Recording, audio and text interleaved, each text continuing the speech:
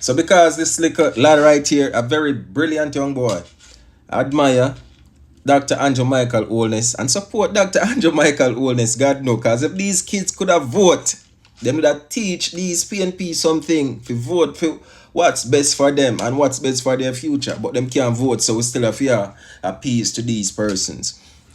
So them want to attack the little youth, call the little youth dunks and such, because of this video. From the mouth So of why babes. do you like him? Because I see Andrew Holness on TV. I like the plans that he has for his country. And he's intelligent and intelligent than how the old man speaks. Now, let's play the next video where the little youth, young man is answering them and also giving the reason Jamaica why he support the JLP and Andrew Michael Holness. And trust me, these reasons is so vivid and potent, and how we articulate them is much better than these PNP supporters. Much better than these vagabonds who are trying to call little boy dunks. But trust me, and he aspired to be the Prime Minister of Jamaica one day, and he will.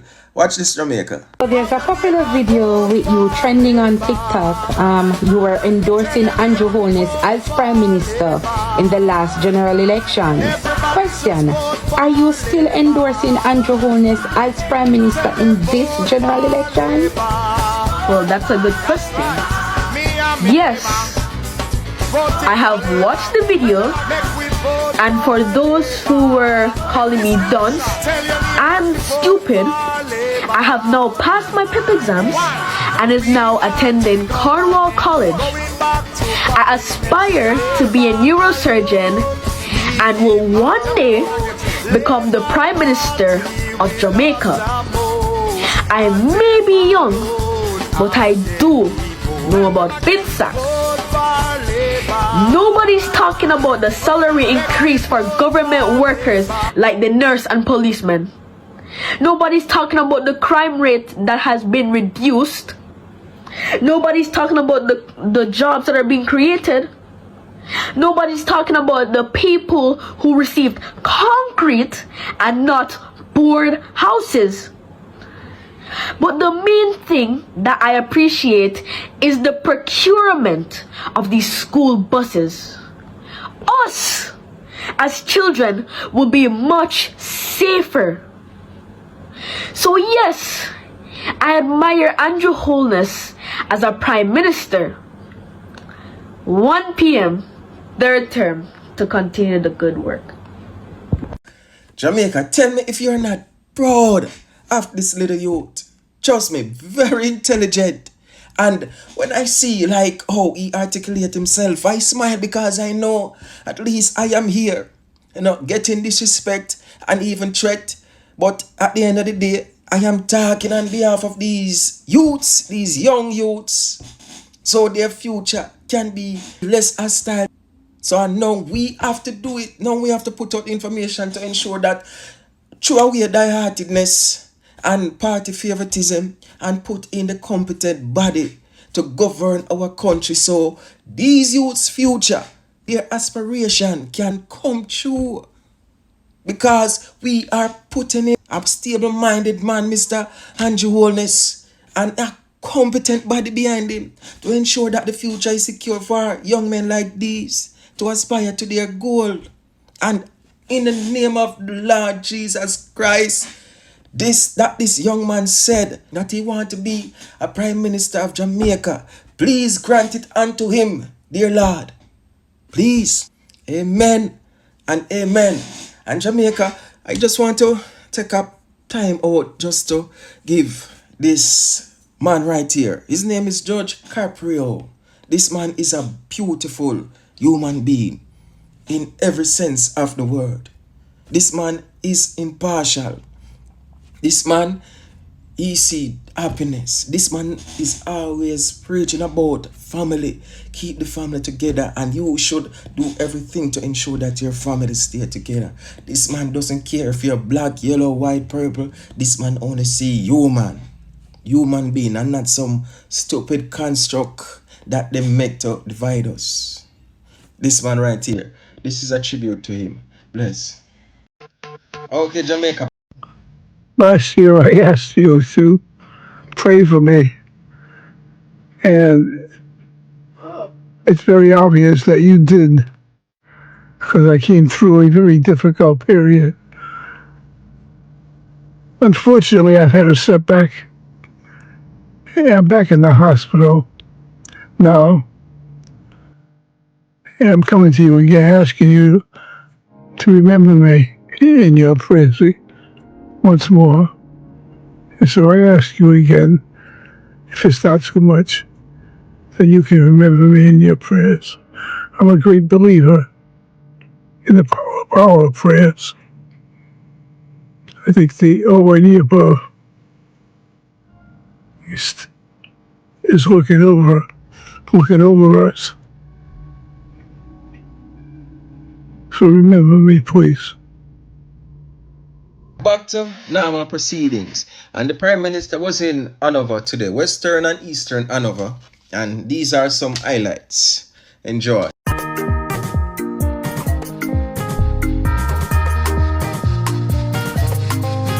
at Jamaica. Our beauty spreads across every single acre. As a people, we are so loving in nature. We have so much of which to be proud. We love our nation. From the youth to elderly, we are proud Jamaican. We unite in victory or tribulation. So when I say there's no stopping us now, no stopping us now. Cause we have a leader committed to Jamaica, full of integrity and his morals never waver.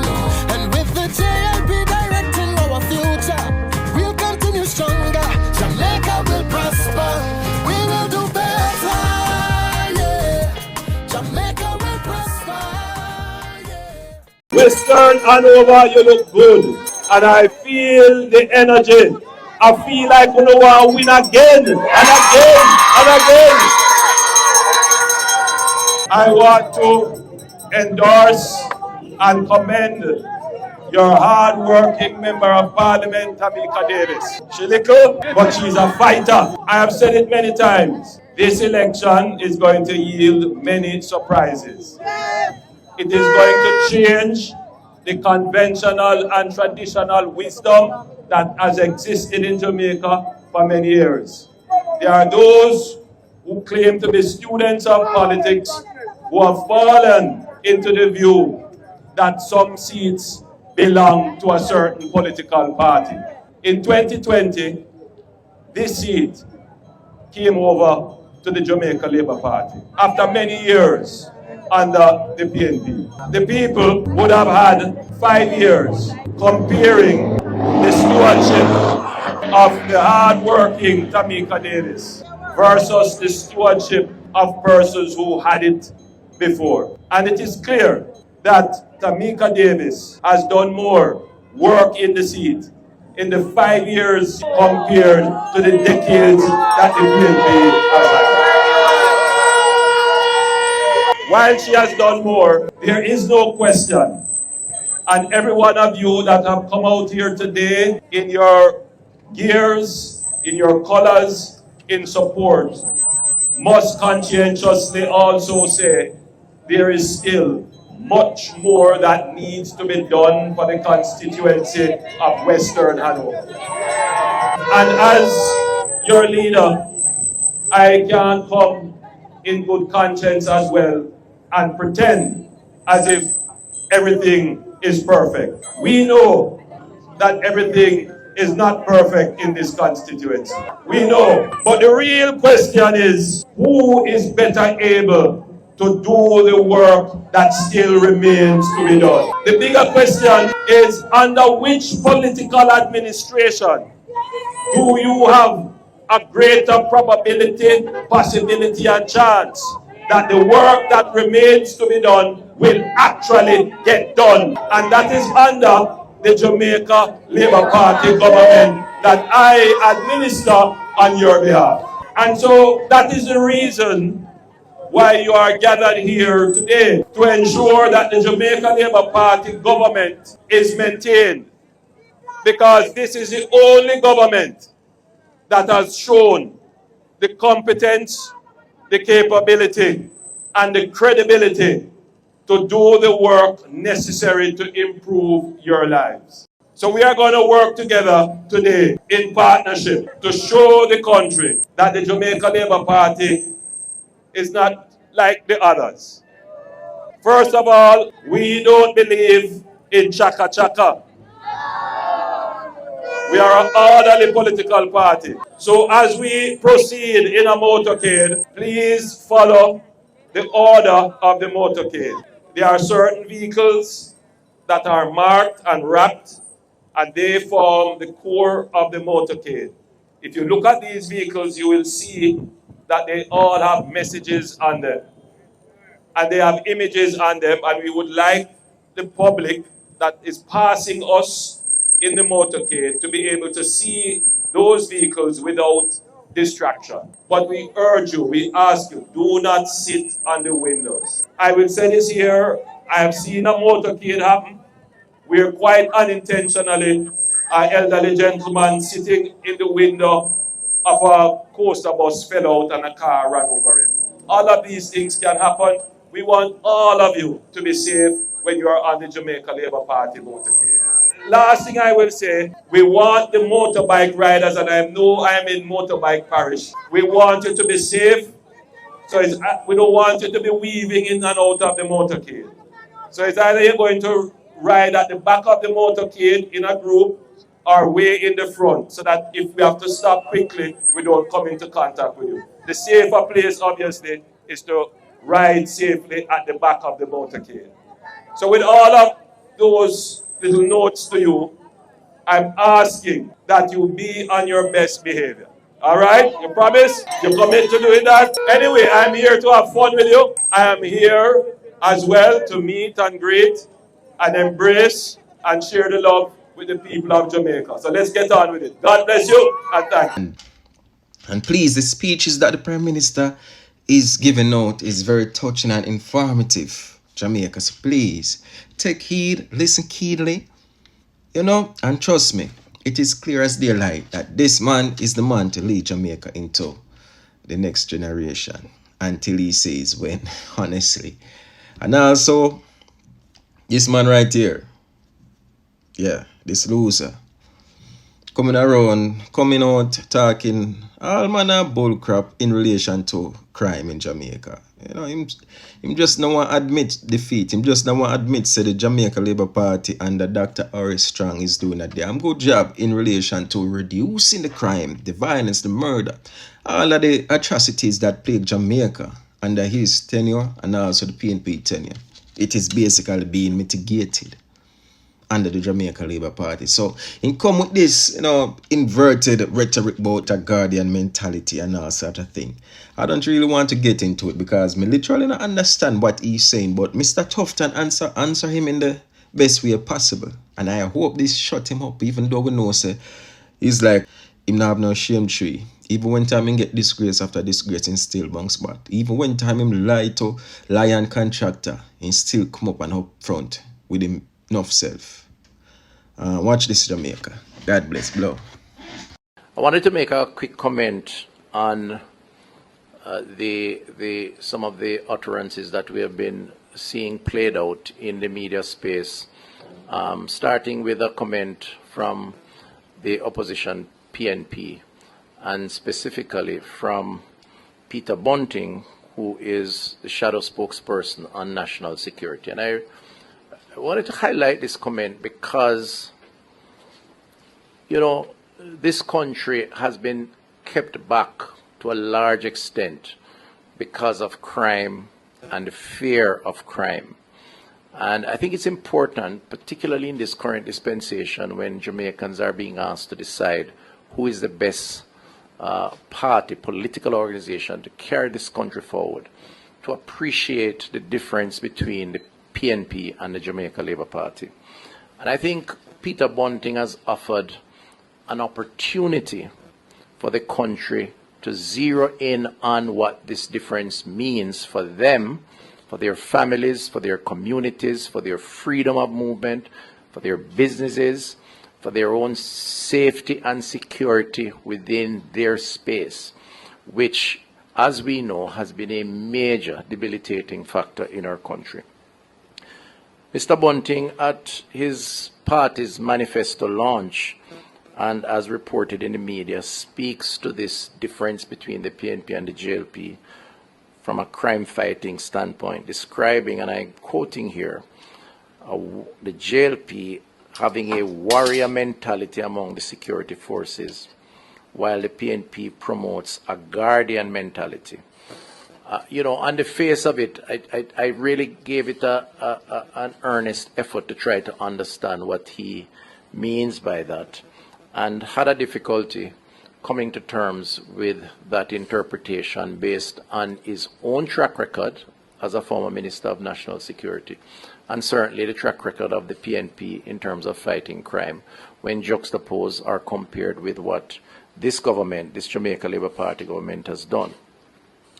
Firstly, I want to say that given the heinous nature of the crimes that we have seen in this country meted out on innocent Jamaicans, sometimes it does take a warrior mentality to respond, and to respond within a context, not to disregard human rights, as some would want to claim, but to respond in a way that will recognize the seriousness of these crimes and why it is important to assert yourself as a state, as a police force supported by the army, and indeed by all of us, in order to face down the criminals and the criminality that has been taking place, and to achieve the ultimate objective of making our society safer.